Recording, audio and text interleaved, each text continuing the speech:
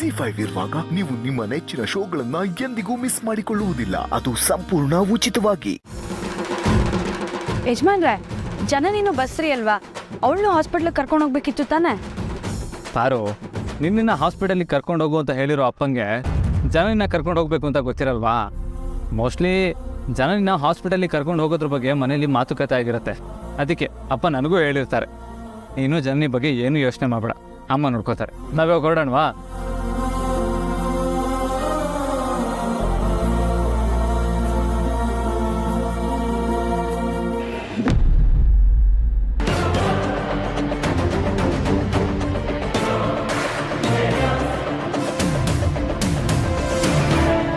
ನಾನು ರೆಡಿ, ಹೊರಡೋಣವಾ? ಆಹಾ, ನನ್ನ ದೃಷ್ಟಿನೇ ತಾಗೋ ಥರ ಇದೆ. ಹೊರಡೋಣಮ್ಮ. ಏನಿದು ಅತ್ತೆ ಸೊಸೆ ಸವಾರಿ ಎಲ್ಲೋ ಹೊರಟಿರೋ ಹಾಗಿದೆ? ಹೋಗ್ತಿರೋದು ಹಾಸ್ಪಿಟ್ಲಿಗೆ ಅಂತ ಹೇಳಿದ್ರೆ ರಘು ಖಂಡಿತ ಕಾನ್ಷಿಯಸ್ ಆಗ್ತಾರೆ. ಪಾರ್ವತಿ ಪ್ರೆಗ್ನೆನ್ಸಿ ನನಗೆ ಗೊತ್ತಾಗ್ಬಿಟ್ರೆ ಕಷ್ಟ ಅಂತ ನಮ್ಮನ್ನು ಹೋಗಕ್ಕೆ ಬಿಡದೇ ಇರ್ಬೋದು, ಇಲ್ಲ ಆದಿ ಪಾರ್ವತಿನೇ ಇವತ್ತು ಆಸ್ಪತ್ರೆಗೆ ಹೋಗೋದನ್ನು ತಡಿಬೋದು. ಬೇರೆ ಏನಾದರೂ ರೀಸನ್ ಕೊಡಬೇಕು. ಅಖಿಲ, ನಿನ್ನೆ ಕೇಳಿದ್ದು. ದೇವಸ್ಥಾನಕ್ಕೆ ಜನನಿನ್ ಕರ್ಕೊಂಡು ದೇವಸ್ಥಾನಕ್ಕೆ ಹೋಗಿ ಬರೋಣ ಅಂತಿದ್ದೀನಿ. ಓ ಹೌದಾ? ಮತ್ತೆ ನನಗೆ ಒಂದು ಮಾತು ಹೇಳಿಲ್ಲ. ಸರಿ ಇರು, ನಾನು ಹೋಗಿ ರೆಡಿಯಾಗಿ ಬರ್ತೀನಿ. ಅಯ್ಯೋ ಬೇಡ ರಘು.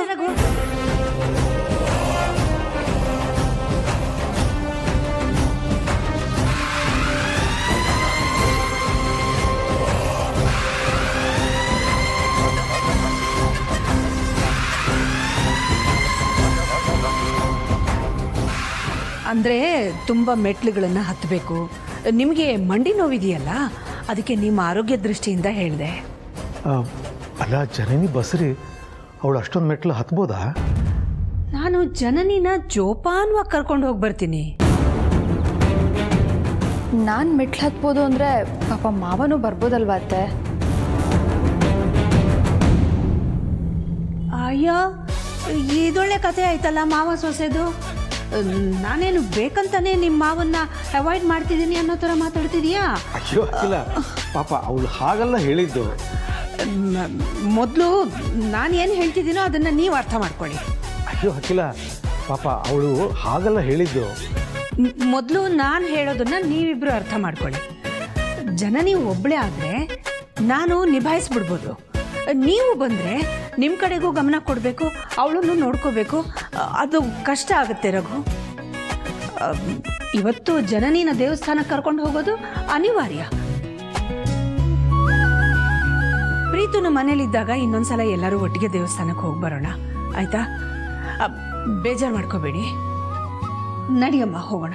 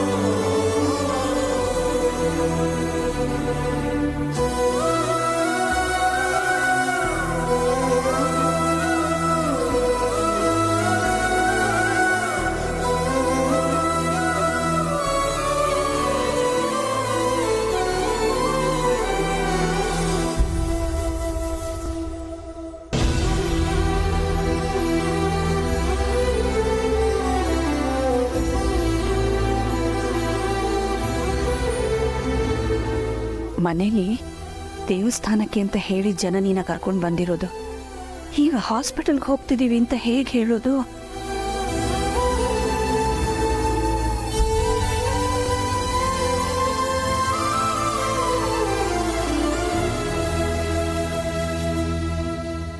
ಓ ಮೈ ಗಾಡ್, ಏನಾಯ್ತತ್ತೆ? ಅದು ಇವತ್ತು ನಿನ್ನನ್ನು ಹಾಸ್ಪಿಟ್ಲಿಗೆ ಕರ್ಕೊಂಡು ಹೋಗಿ ಸ್ಕ್ಯಾನಿಂಗ್ ಎಲ್ಲ ಮಾಡಿಸ್ಬೇಕಾಗಿತ್ತಮ್ಮ. ನಾನು ಮರ್ತೇ ಬಿಟ್ಟಿದ್ದೆ. ಜಯ ಮೆಸೇಜ್ ಮಾಡಿದ್ದಾಳೆ. ಅವಳು ಮೆಸೇಜ್ ನೋಡಿದ್ಮೇಲೆ ನನಗೆ ಜ್ಞಾಪಕಕ್ಕೆ ಬಂದಿದ್ದು. ಛೇ, ಎಂಥ ಕೆಲಸ ಆಗೋಯ್ತು. ಅದಕ್ಕೆ ಯಾಕೆ ಇಷ್ಟೊಂದು ಫೀಲ್ ಆಗ್ತಿದ್ದೀರಾ? ಫೀಲ್ ಮಾಡ್ಕೊಳ್ದೆ ಇರೋಕ್ಕಾಗತ್ತೇನಮ್ಮ? ನನ್ನ ಸೊಸೆ ಹೊಟ್ಟೆಲಿರೋ ನಮ್ಮ ವಂಶದ ಕೊಡಿ ಚಿತ್ರನ ಸ್ಕ್ಯಾನಿಂಗ್ನಲ್ಲಿ ಕಣ್ಣಾರೆ ನೋಡಬೇಕು ಆನಂದ ಪಡಬೇಕು ಅಂತ ಅದು ಎಷ್ಟು ಕಾಯ್ತಾ ಇದ್ದೆ ನಾನು. ಈಗ ನಾವು ನಮ್ಮ ಫ್ಯಾಮಿಲಿ ಡಾಕ್ಟರ್ ಆಸ್ಪತ್ರೆಗೆ ಹೋದ್ರೇ ಅದೆಲ್ಲ ನೆರವೇರೋದಕ್ಕೆ ಸಾಧ್ಯ. ಆದರೆ ನಾನು ನಿನ್ನ ಹತ್ರ ದೇವಸ್ಥಾನಕ್ಕೆ ಹೋಗ್ತಾ ಇದ್ದೀವಿ ಅಂತ ಹೇಳ್ಬಿಟ್ಟಿದ್ದೀನಿ. ಅಯ್ಯೋ ಅತ್ತೆ, ಅದಕ್ಕೆ ಯಾಕೆ ಇಷ್ಟೊಂದು ಟೆನ್ಷನ್ ಮಾಡ್ಕೋತಾ ಇದ್ದೀರಾ ನೀವು? ಅಲ್ಲ, ನಾವು ದೇವಸ್ಥಾನಕ್ಕೆ ಇನ್ನೊಂದಿನ ಹೋದ್ರೆ ಆಗುತ್ತಲ್ವಾ? ಆಗುತ್ತೆ, ಆದರೆ ಇದ್ರೆಲ್ಲ ಏನೂ ಇಲ್ಲ ಅತ್ತೆ. ನೀವೇನಾದ್ರೂ ಹರಿಸ್ಕೊಂಡಿದ್ರೆ ಇಬ್ರು ಒಟ್ಟಿಗೆ ದೇವಸ್ಥಾನಕ್ಕೆ ಹೋಗಿ ಕ್ಷಮೆ ಕೇಳಿದ್ರಾಯ್ತು. ಇವತ್ತು ಹಾಸ್ಪಿಟಲ್ಗೆ ಹೋಗೋಣ ಅಷ್ಟೇ ಅಲ್ವಾ? ಎಷ್ಟು ಸಿಂಪಲ್ ಆಗಿ ಪ್ರಾಬ್ಲಮನ್ನು ಸಾಲ್ವ್ ಮಾಡಿಬಿಟ್ಟಿಯಮ್ಮ ನೀನು. ಹಾಗೆ ಮಾಡೋಣ. ಅಭಯ ಹಾಸ್ಪಿಟ್ಲಿಗೆ ಹೋಗಪ್ಪ. ಅತ್ತೆ, ಅವ್ರು ಹೋದ್ಸರಿ ಕೊಟ್ಟಿದ್ದ ರಿಪೋರ್ಟ್ ತಗೊಂಡಿಲ್ವಲ್ಲ? ಕಾರಲ್ಲೇ ಇದೆಯಮ್ಮ. ಓ, ಹಾಗಾದ್ರೆ ಓಕೆ.